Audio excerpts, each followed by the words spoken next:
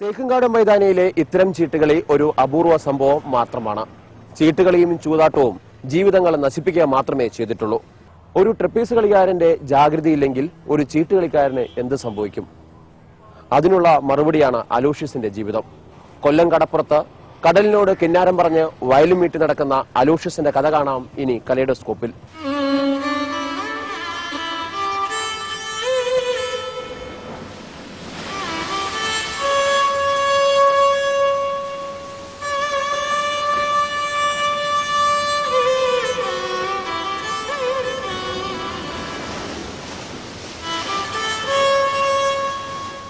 കൂറ്റൻ തിരമാലയായി മാറുന്ന സാഗരത്തെ നോക്കി അക്ഷോഭ്യനായി വയലിൻ വായിക്കുന്ന അലൂഷ്യസ്.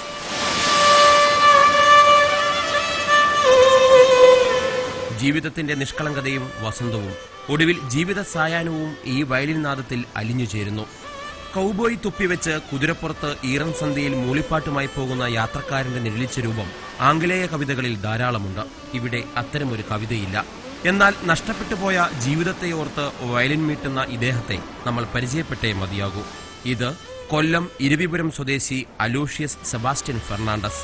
കൊല്ലം ബീച്ചിൽ ടൈയും കെട്ടി വയലിൻ മീട്ടി നടക്കുന്ന മധ്യവയസ്കൻ.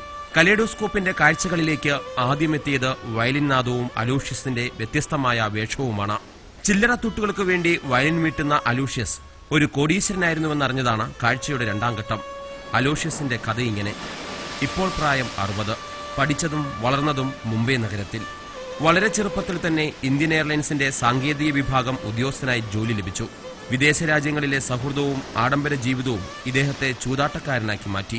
അങ്ങനെ വർഷങ്ങളോളം കുടുംബസ്വത്തും ഭാര്യയുടെ സ്വത്തും സ്വന്തം അധ്വാനവും എല്ലാം ചേർന്ന നല്ലൊരു സംഖ്യ ചൂതാട്ടക്കളത്തിലിട്ട് അലൂഷ്യസ് ജീവിത സമ്പാദ്യം കറക്കിയെറിഞ്ഞു.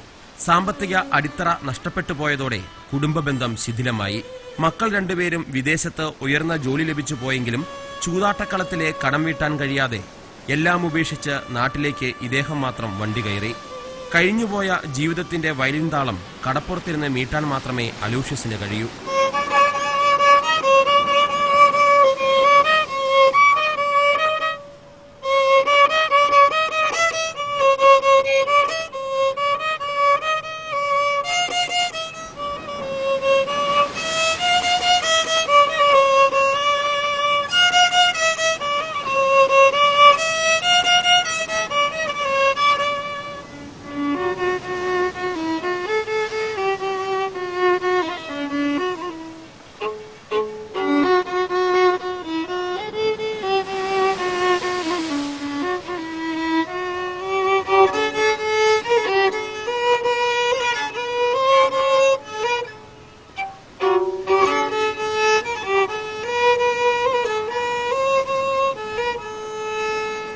Then I practiced by myself.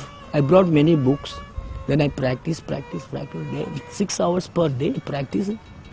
And do you think openly I am saying playing anything? If you say in the midnight you play this song, I can be able to play. If you are not a perfect violin, you cannot play. Then tuning. This is the most secret. Tuning is the most important thing. It needs a micro tuning. Without any that what your computer cannot give you the macro tuning.